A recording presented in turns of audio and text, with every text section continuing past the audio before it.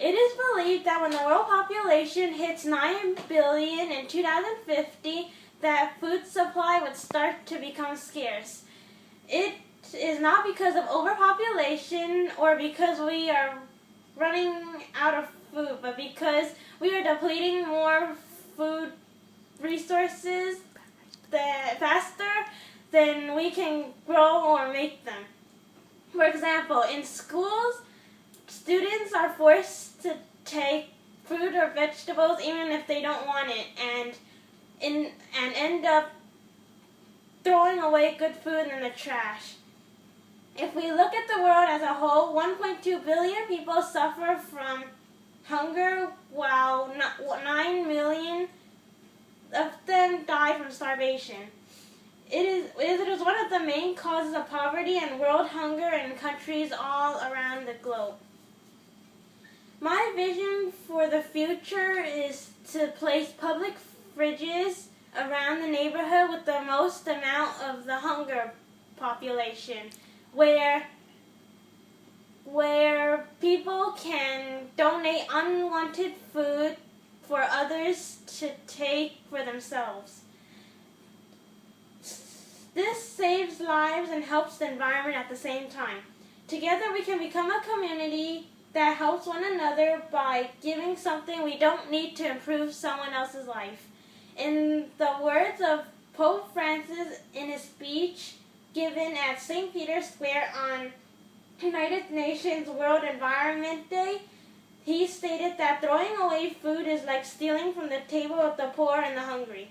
Yesterday cannot be changed, but the future is full of possibilities where rotting food can be turned into food banks for the poor and the hungry to have free meals,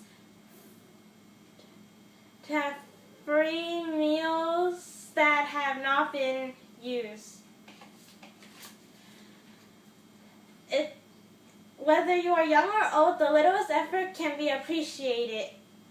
And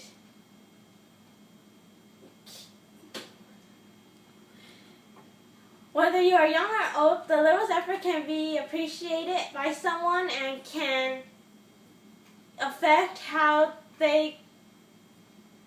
if they get to eat. Just dropping off canned or dried food to the homeless shelter is all anyone needs to make a change. In doing so, you can be like a beacon of hope to the suffering. If none of these reasons convince you, then just know that it also affects the environment. Rotting foods creates methane gas that can contribute to global warming. Also, making foods that no one will eat costs millions of gallons of oil to harvest and is wasteful of chemicals like fertilizers and pesticides. I have seen unopened foods get tossed in the trash.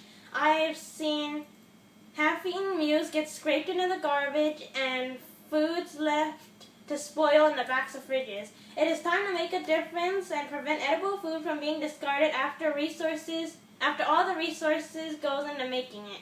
It is time for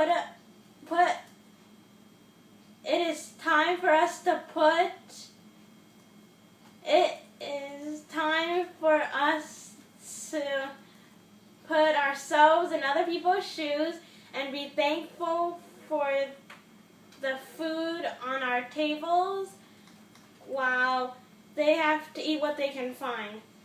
It is time for us to lower our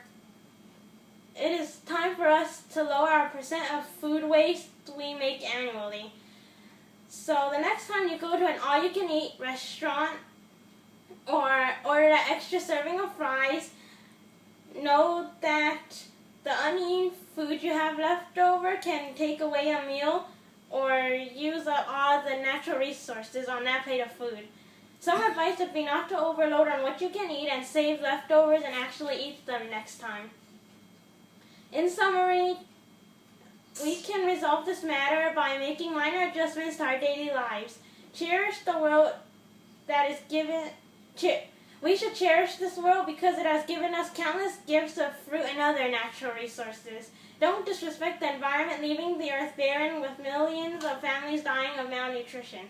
It is not too late to end our harmful habits and aid one another in times of need.